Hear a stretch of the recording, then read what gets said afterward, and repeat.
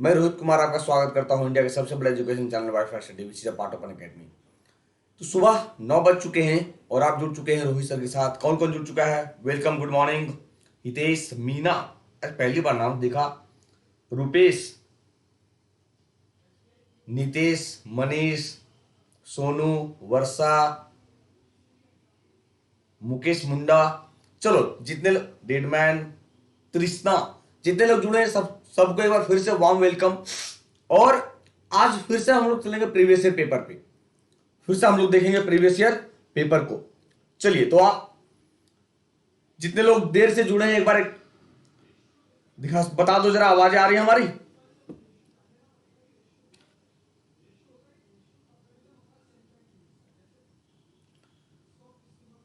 आवाज पहुंच रही बच्चे हमारे? चलिए तो चलते हैं और देखते हैं। मैं आपको बता दूं कि सर 4 मई से बैच शुरू हो गया है एसएससी एग्जाम का। तो बस कोड यूज करिए एसएससी एग्जाम, जहां से मेरा जीएस का कोर्स आने वाला है 11 मई से, और नमन सर का 7 से, आकांक्षा मैम का आ चुका है 4 मई से जो इंग्लिश पढ़ाएंगे। तो बिल्कुल एक बार जुड़िए और अपने करियर को और ऊंची उड़ान दीजिए। 2 चैनल बनाए गए सर, आपको पता ही है। तो अगर आप लाइव टेस्ट देते हैं रेगुलर तो आपकी स्पीड और एक्यूरेसी दोनों देखने को मिलता है। बिल्कुल लाइव टेस्ट चैनल और डिफेंस एग्जाम दोनों को सब्सक्राइब करिए ताकि नोटिफिकेशन मिले। Sir previous year paper part 3 यही तो है, क्योंकि हम लोगों ने लगातार देखा। 1 मिनट रुकना बच्चों,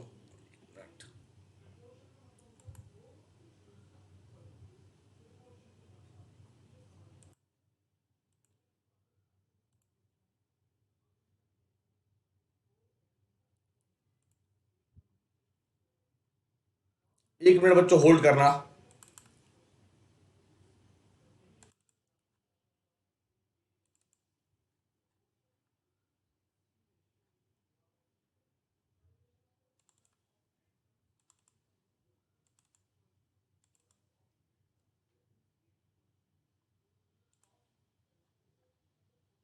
चलिए, क्वेश्चन नंबर 1 आपके सामने ये रहा। चलिए, टाइगर, क्या बात है, इस तरह से यूट्यूब से एग्जाम क्लियर हो जाएगा क्या सर? पवन, बिल्कुल, अगर आप अपनी मेहनत करते हो तो बिल्कुल एग्जाम क्लियर होगा। सामने क्वेश्चन देखा क्या कि माउंट कोजेस्को किस देश का सबसे उच्चतम बिंदु है? ऑस्ट्रेलिया, जापान, उत्तर कोरिया, इनमें से कोई नहीं। जल्दी। हाँ, ये तो कल वाली थी, ये कल वाला था, आप दिख गया ना सामने। चलो बताओ जरा क्वेश्चन क्या होगा, इस क्वेश्चन का जवाब।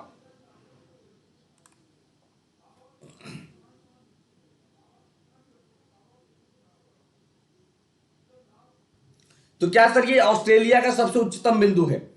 माउंट कोजेस्को कहां का हाईएस्ट पॉइंट है? ऑस्ट्रेलिया का है। जैसे अगर मैं इंडिया की बात करूं सर, तो इंडिया का सबसे उच्चतम हाईएस्ट पॉइंट क्या हो जाएगा? K2 काराकोरम। अगर काराकोरम ऑप्शन नहीं है तो हम कंचनजंगा मानते हैं। यही तो है दोनों ऑप्शन। अगर एशिया की बात करेंगे, एशिया का सबसे उच्चतम बिंदु बिंदु क्या होगा? तो सर माउंट एवरेस्ट, या पूरे वर्ल्ड का माउंट एवरेस्ट। बात समझ में आ गया? तो कहां का? ये ऑस्ट्रेलिया का है। यानी सर माउंट कोसिस्को समुद्र तल से 2228 मीटर की ऊंचाई पर ऑस्ट्रेलिया का सबसे ऊंचा पर्वत है। तो आपको करना क्या है कि जितने कॉन्टिनेंट हैं, जितने महाद्वीप हैं, उन सब की जो हाईएस्ट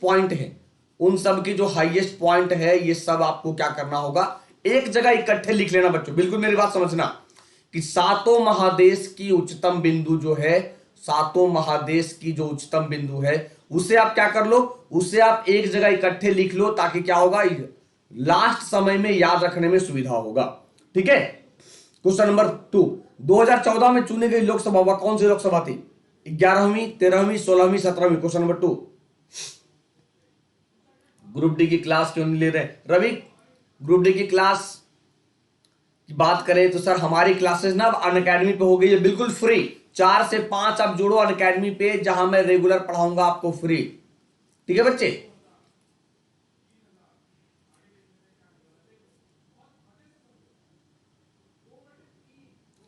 सत्यम, देखो थोड़ा सा तो मेहनत करना पड़ेगा ना बच्चे। सर ये देखो बिल्कुल 2014 पूछा है मैंने, 2019 नहीं, ध्यान देना। ये 2014 पूछा गया है क्योंकि आपको पता है 2015-16 में जो पेपर हुआ था आरआरबी एनटीपीसी का प्री और मेंस, उसी के क्वेश्चन हैं। उसी के क्वेश्चन है हूबहू, क्योंकि 2019 पूछता तो सर बता दो 2019 लोकसभा में 2015-16 में कैसे पूछेगा, तो 2014 में जब पहली बार मोदी सरकार आई थी तो 16वीं लोकसभा थी। अभी 2019 की बात करेंगे तो ये 17वीं लोकसभा है। ये क्या है? 17वीं लोकसभा है, बिल्कुल याद रखना। ठीक है, तो 543 सीटों के लिए चुनाव होता है। 2 सदस्य जो है एंग्लो इंडियन है वो राष्ट्रपति नॉमिनेट करते हैं, क्या करते हैं? मनोनीत करते हैं। Question number 3, what was the name of Harshvardhan biography? Harshvardhan की जीवनी का नाम क्या था? हर्षचरित, हर्षमंगलम, हर्षमानस या इनमें से कोई नहीं? जल्दी। क्वेश्चन नंबर 3 की बात करेंगे तो हर्षवर्धन की जीवनी का नाम क्या है? हर्षचरित, जिसे बाणभट्ट ने लिखा था, जिसे बाणभट्ट ने लिखा। अब जरा बताना कमेंट बॉक्स में कि हर्षवर्धन ने कौन कौन सी पुस्तकें लिखी है। हर्षवर्धन ने कौन कौन सी पुस्तकें लिखी है बच्चों? जल्दी जल्दी बता दो।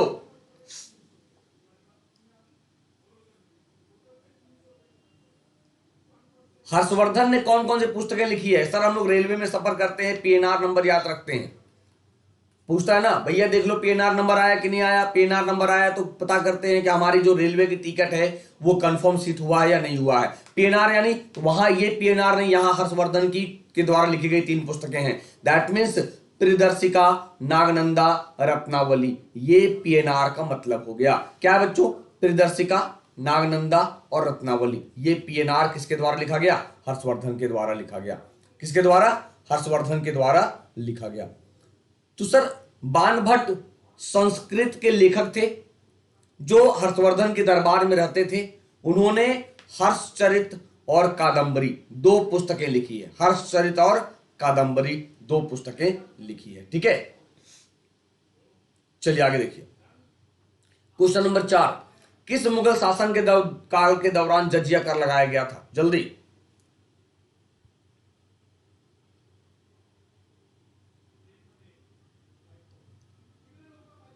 किस मुगल के शासनकाल के दौरान जजिया कर लगाया गया था? तो आपको पता है कि अकबर जो हटाया है औरंगजेब ने इंपोज कर दिया। अकबर झरोखा दर्शन शुरू करता है, औरंगजेब हटा देता है।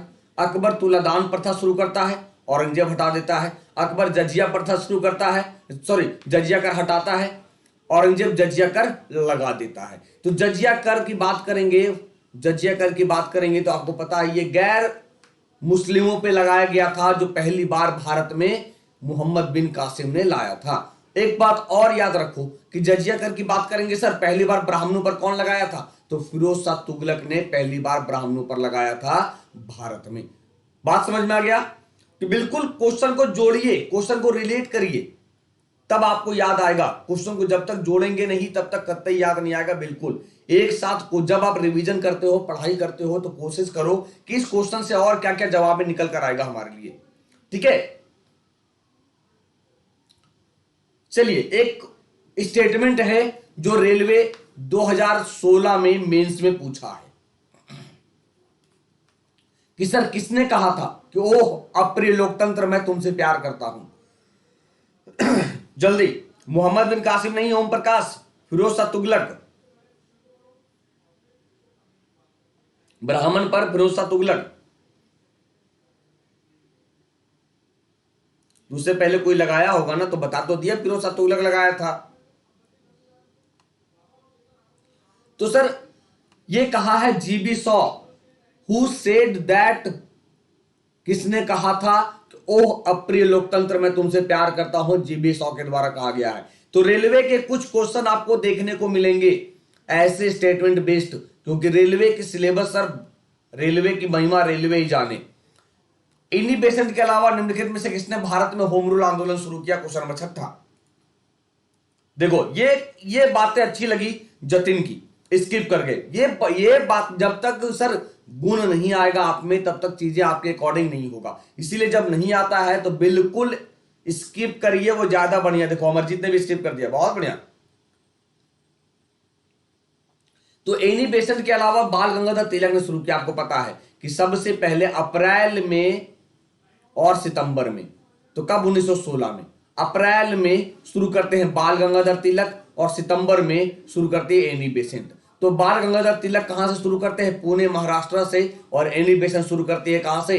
तो सर एनी बेसेंट शुरू करते हैं तमिलनाडु अडयार आश्रम से। अडयार आश्रम से, यानी दोनों ने शुरू किया था भारत में 1916 में। तो लिखते चलना, बिल्कुल याद करते चलना, ये ज्यादा बेटर है आपके लिए जो मैं बता दे रहा हूं। ठीक है बच्चों। The zonal soil type of peninsular India belongs to, प्रायद्वीपीय भारत के क्षेत्रीय मिट्टी का प्रकार किससे संबंधित है? यानी प्रायद्वीपीय की बात करेंगे तो प्रायद्वीपीय, सबसे पहले यह समझना होगा कि सर पेनिनसुलर किसे कहते हैं। तो पेनिनसुलर यानी जो इंडिया का जो नीचे वाला भाग है ना, तीन ओर जल से घुरा है। इधर क्या हो गया? इधर हो गया अरब सागर, इधर हो गया बंगाल की खाड़ी, इधर हो गया इंडियन ओशियन। तो ये वाला भाग को हम पेनिनसुलर कहेंगे। दैट मीन्स यहां पे कौन सी मिट्टी देखने को मिलेंगी? यही क्वेश्चन तो पूछा। तो काली मिट्टी, अलुवियल सॉइल, रेड सॉइल या नन ऑफ द अबव, उपरोक्त में से कोई नहीं। तो क्या होगा? लाल मिट्टी क्या होगा? जलोढ़ मिट्टी कैसे कहोगे? जलोढ़ मिट्टी सर ये नॉर्थ इंडिया, उत्तर भारत में जलोढ़ मिट्टी देखने को मिलेगा, हिमालय से निकलने वाली नदियां। गलत ना लगाओ। ये देखो कहा प्रायद्वीपीय भारत की। अब ये पूरा का पूरा देखो प्रायद्वीपीय भारत, इमेज में देखना, यहां से देख लो, यहां से देख लो, ये वाला पोर्शन से देखो, ये पूरा केरल, तमिलनाडु, आंध्र प्रदेश, उड़ीसा, ये देख लो पूरा का पूरा क्या है? ये रेड सॉइल है। क्या बच्चों? रेड सॉइल है, याद रखना, इमेज में देख लो। अलुवियल कैसे कहोगे? अलुवियल यहां जाएगा ना बच्चे, अलुवियल यहां जाएगा, इस पोर्शन में जाएगा अलुवियल। ठीक है, बात समझ में आ गया? जितने व्हाइट दिख रहे हैं मैप में वो सब के सब लगभग ऊपर वाला भाग ये अलुवियल सॉइल है, ऊपर वाला भाग। समझ में आ गया? समझ में आ गया बच्चों? अगर समझ में आ गया हो तो जरा कमेंट बॉक्स में दिखा देना। बिल्कुल, एक दिन नहीं तो मैं मिट्टी पढ़ा दूंगा। ठीक है, कपास के लिए लाल को पीली मिट्टी भी, बिल्कुल। रेड सॉइल को येलो सॉइल भी कहते हैं, रेड सॉइल को येलो सॉइल भी कहते हैं, पीली मिट्टी भी कहते हैं। बिल्कुल कोई कंफ्यूजन नहीं है, लाल और पीली मिट्टी। सर नव माल्थसवाद सिद्धांत निम्नलिखित में से किसके साथ जुड़ा हुआ है? संसाधन की कमी, रोजगार, गरीबी या आय? Question number 8। अनअकैडमी पे उदित, अनअकैडमी पे मैं बिल्कुल रोहित कुमार के नाम से हूं। अब जाओगे सर्च करोगे, अभी लास्ट में बता देंगे। ठीक है सर, संसाधन की कमी। अब देखो एक चीज समझना, अगर केवल होता माल्थस थ्योरी, अगर केवल होता माल्थस की थ्योरी तो ये जनसंख्या से संबंधित है, ये जनसंख्या से संबंधित है। लेकिन ये नव माल्थसवाद की बात करता है। जब माल्थस ने क्या कहा कि जनसंख्या कैसे बढ़ता है? 2 दूनी 4 दूनी 8 दूनी 16 दूनी 32, जबकि हमारा जो खाद्यान्न है, हमारा जो अनाज है, वो कैसे बढ़ता है? 1 गुने 2 गुने 3 गुने 4 गुने 5 ऐसे बढ़ता है। तो जब ये आगे चलकर ये सिद्धांत आया, थ्योरी आया, तो कहा सर जनसंख्या इस गति से बढ़ेगा तो संसाधन क्या होगा? संसाधन में कमी देखने को मिलेगी, संसाधन में कमी देखने को मिलेगी। बिल्कुल समझना मैं कहना क्या चाह रहा हूं कि जब माल्थस ने क्या कहा तो माल्थस की थ्योरी जनसंख्या से रिलेटेड है, और नव माल्थसवाद की बात करेंगे तो रिसोर्स स्कैरसिटी, संसाधन की कमी है, संसाधन की कमी है। ठीक है, तो वर्तमान और भविष्य की जनसंख्या के लिए संसाधनों को सुनिश्चित करने के लिए जनसंख्या नियंत्रण कार्यक्रम की वकालत की। क्या कहा? तो उपाय क्या है इसका? बोला कोई उपाय नहीं। क्या उपाय करना होगा? सर पॉपुलेशन को कंट्रोल करिए। पॉपुलेशन को जब तक कंट्रोल नहीं करेंगे तब तक हम अपने संसाधन को बचा नहीं पाएंगे। समझ में आ गया? समझ में आ गया बच्चे? आगे देखो, लोकप्रियता संप्रभुता की वकालत किसके द्वारा की गई है? सॉरी, लोकप्रिय संप्रभुता की वकालत किसके द्वारा की गई है? Rousseau, John Locke, Thomas Hobbes, इनमें से कोई नहीं। एसएससी छोटू, एसएससी कैटेगरी में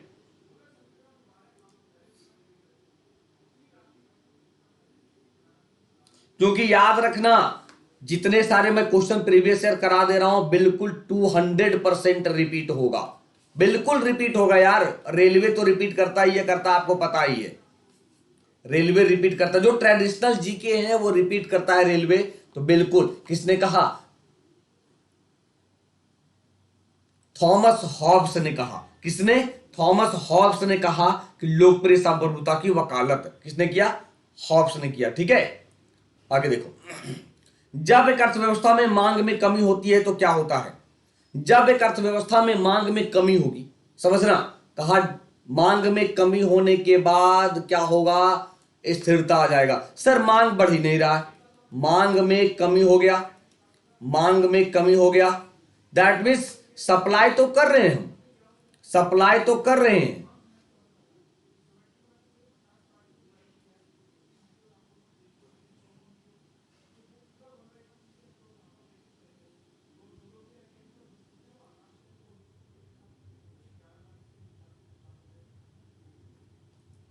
ठीक है, तो मांग तो कर रहे हैं लेकिन सप्लाई तो हो रहा है, लेकिन मांग में कमी, दैट में समझना। सर स्थिरता एक ऐसी स्थिति है जो एक अर्थव्यवस्था के भीतर देखने को मिलता है। कैसे? जब प्रोडक्शन बढ़ रहा है, जब कुल उत्पादन या तो गिरता है, प्रोडक्शन मान लो पूरा फॉल कर गया, या थोड़ा बढ़ता है, तो लगातार बेरोजगारी भी तो देखने को मिलेगी, जिससे एक स्थिर अर्थव्यवस्था की विशेषता है।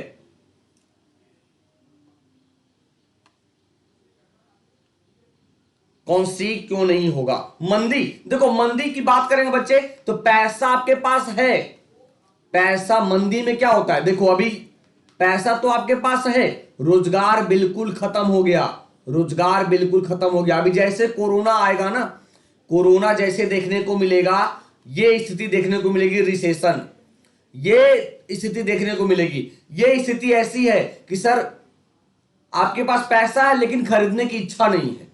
मंदी में क्या होता है? आपके पास पैसा है लेकिन खरीदने की इच्छा नहीं है। और स्थिरता में क्या होगा कि लगातार मांग में कमी होती चली जाती है, लगातार मांग में कमी होती चली जाती है। ठीक है,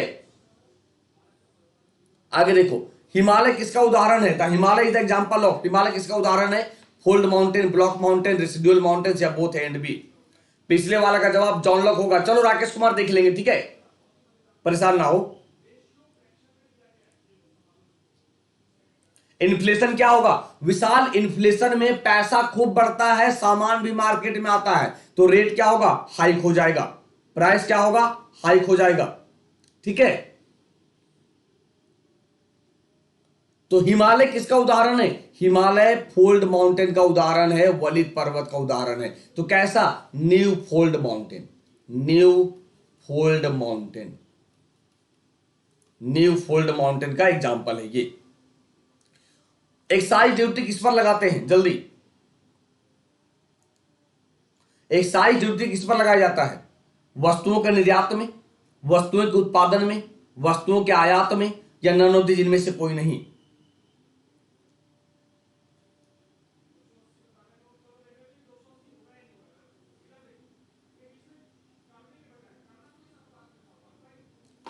उत्पादन शुल्क किस पर लगेगा? वस्तुओं के उत्पादन पे, प्रोडक्शन ऑफ गुड्स पे एक्साइज ड्यूटी लगेगा। यानी सर एक प्रकार का ऐसा टैक्स है जो देश के अंदर जितने भी गुड्स का जो प्रोडक्शन होगा, वस्तुओं का उत्पादन होगा, उस पर लगेगा, या उस वस्तु के उत्पादन पर या सेल पर, बिक्री पर भी लगता है एक्साइज ड्यूटी। बात समझ में आ गया? किस पर लगेगा? प्रोडक्शन पर लगेगा। किस पे? प्रोडक्शन पे लगेगा। सरदार सरोवर बांध की बात करेंगे तो किस नदी पर बनाया गया है? बिल्कुल सबसे आसान सवाल अब तक का। तो सरदार सरोवर बांध सर नर्मदा नदी पर बनाया गया है। किस पे? नर्मदा नदी पर बनाया गया है सरदार सरोवर बांध। जरा बताइए कमेंट बॉक्स में, सरदार सरोवर बांध या सरदार सरोवर आंदोलन से जो था, उस सरदार सरोवर बांध आंदोलन से कौन जुड़ी है? सरदार सरोवर बांध आंदोलन से कौन जुड़ी है? नर्मदा बचाओ आंदोलन, दैट मीन्स नर्मदा बचाओ आंदोलन से कौन जुड़ी है? नर्मदा बचाओ आंदोलन से कौन जुड़ी है? जल्दी, नर्मदा बचाओ आंदोलन से मेधा पाटेकर जुड़ी हैं। कौन जुड़ी हैं? मेधा पाटेकर जुड़ी हैं, याद रखना। नर्मदा नदी घाटी सबसे बड़ी पश्चिम की बहने वाली नदी है, यानी पश्चिम तट में बात करें सर, यहां गिरेगा कहां?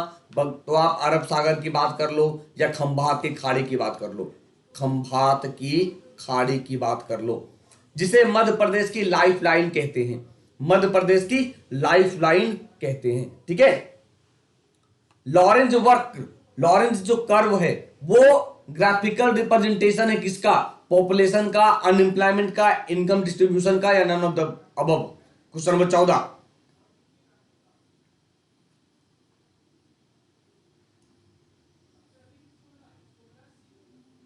तो लॉरेंज कर्व की बात करेंगे सर, ये इनकम डिस्ट्रीब्यूशन से संबंधित है। क्या है? इनकम डिस्ट्रीब्यूशन से संबंधित है। दैट मीन्स 1905-6, कहीं कहीं 1906 मिलेगा तो बच्चे कहेंगे सर आप गलती पढ़ा दिए। लॉरेंज वक्र की बात करेंगे 1905-6 में अमेरिकी अर्थशास्त्री मैक्स लॉरेंज द्वारा विकसित आय असमानता या धन असमानता का चित्र बनाया गया था। बिल्कुल ऐसे करके दिखाया गया था। तो ये किससे? इनकम डिस्ट्रीब्यूशन से संबंधित है। विच of the following is a tertiary activity, निम्नलिखित में से क्या एक तृतीयक गतिविधि है? जल्दी, क्वेश्चन नंबर 15। आज कई सारे क्वेश्चन आपको इकोनॉमिक्स के मिले होंगे। सर एक ही क्वेश्चन रेलवे पूछता है इकोनॉमिक्स का, लेकिन रुला देता है। बिल्कुल ये देखना, बिल्कुल रुला देता है वो। तो क्या होगा कि क्या एक तृतीयक गतिविधि है? बिल्कुल समझना। देखो सर, अगर मैं प्राइमरी सेक्टर की बात करूं, प्राइमरी सेक्टर में एग्रीकल्चर आएगा, तो डेयरी भी है, ये किस में आएगा? Agriculture and animal husbandry. फिर डेयरी से निकला दूध, निकला दूध से हमने क्या किया? पनीर तैयार किया, मक्खन तैयार किया। तो ये मक्खन कहां जाएगा? मैन्युफैक्चरिंग में। बात समझ रहे हो? गेहूं हमने यहां से एग्रीकल्चर में गेहूं तैयार किया, खेती किया, गेहूं से हमने ब्रेड बनाया मैन्युफैक्चरिंग में, ये सेकेंडरी है। ये प्राइमरी एग्रीकल्चर, ये सेकेंडरी। और जो थर्ड है वो व्यापार होगा। क्या होगा? व्यापार होगा या सर्विस होगा, या सर्विस होगा, याद रखना, या सर्विस होगा। और कैसे कहोगे? और कैसे कहोगे? इसे आप अलग कर लो ना कि एनिमल हस्बेंड्री, डेयरी की बात करेंगे।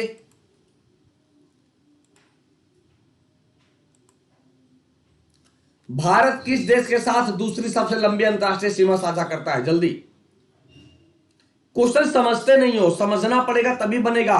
क्या कहा? प्राइमरी में क्या आएगा, सेकेंडरी में क्या आएगा, फिर थर्ड में क्या आएगा। ये अगर समझ में आएगा, कॉन्सेप्ट बनेगा, तो कभी गलती नहीं करोगे।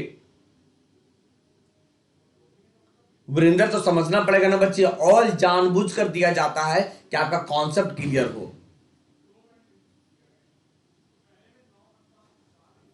भारत किस देश के साथ दूसरी सबसे लंबी अंतरराष्ट्रीय सीमा साझा करता है? तो सर याद करो ना, बचपन में एमबीए किया, बताया था तो था ट्रिक।